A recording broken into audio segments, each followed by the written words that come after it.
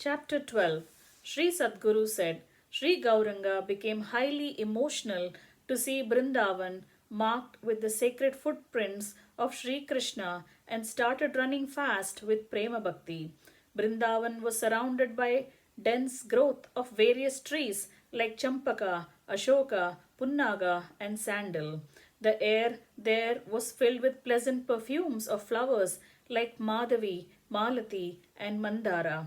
Clusters of bees were swarming around.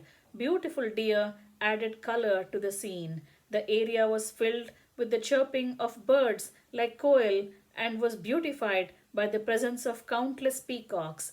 Mild breeze was blowing and making the atmosphere quite enchanting. Seeing Brindavan thus, Sri Mahaprabhu became exhilarated. He roamed about Brindavan in search of Sri Radha Ramana. He was running here and there, chanting the divine names of Sri Krishna.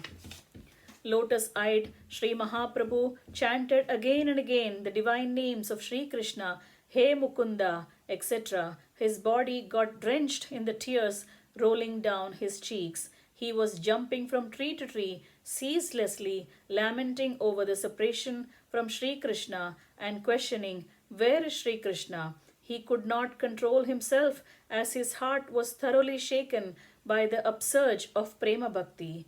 An old man, a devout Krishna Bhakta, kindly showed him all the holy places connected with Sri Krishna's pastimes.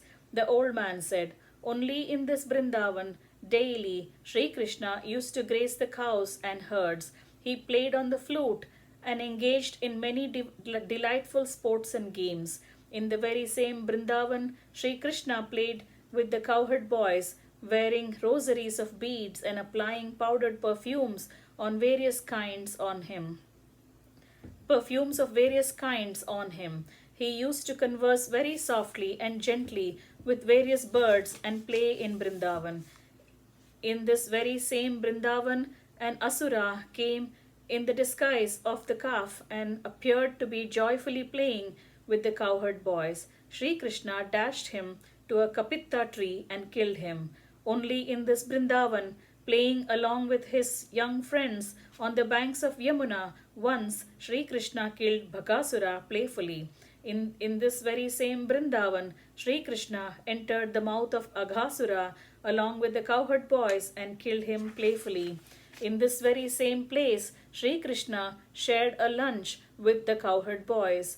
Only at this place, he, the ocean of mercy, stood with curd rice in his hand. In this place only, Sri Krishna concealed his glory and caused Sri Brahma delusion. And as an innocent cowherd boy, he ran here and there in search of missing cows and calves. In this Brindavan, Sri Krishna climbed up on the hoods of the snake Kaliya and danced, being worshipped by the Devas and Gandharvas. In this very Brindavan, Sri Krishna drank in the forest fire with his divine yogic power. In this very Brindavan, Sri Krishna drank in the forest fire with his divine yogic power and saved all the cattle. Here only Sri Krishna sat on the branch of the banyan tree, played on the flute, and thus enchanted all the gopis. Sri Krishna climbed up the Kadamba tree and attracted all the cowherd girls to him only here. In this holy Brindavan alone, Sri Krishna snatched away the pots of curds carried on their heads by the cowherd girls and exhibited the Dana Leela. Here again, Sri Krishna played with Devi Radha and her mates in the bower houses.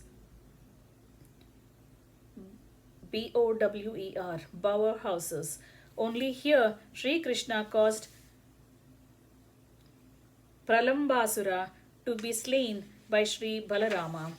In this Brindavan itself, Sri Krishna hurdled the body of Dhenukasura at the palm tree and brought down its fruits. Here only Sri Krishna gave darshan to all the devout wives of the Brahmanas who were great Dikshatars, ignoring their husbands. Sri Krishna held Govardhana hill up in his hand as an umbrella for 7 consecutive days and protected Gokula from lashing rains only here.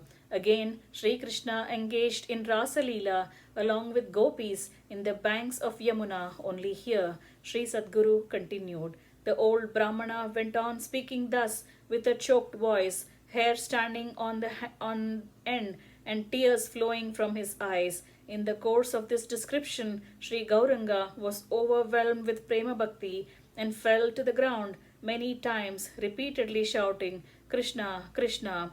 Shouting at the top of his voice the divine names of Sri Krishna repeatedly, he fell down, rolled on the ground, and fainted. The Brahmana tried to console him with many soft words, but Sri Chaitanya Mahaprabhu was oblivious to the whole world, having reached Brindavan. Sri Mahaprabhu seemed to be a madman, at times standing still and at times running, gazing here and there, at times singing at times and dancing at others. Thus ends chapter 12, enlightened Shri Brindavana Darshanam of book 4 of Shri Vaishnava Samhita, composed by Shri Krishna Premi Swamigal.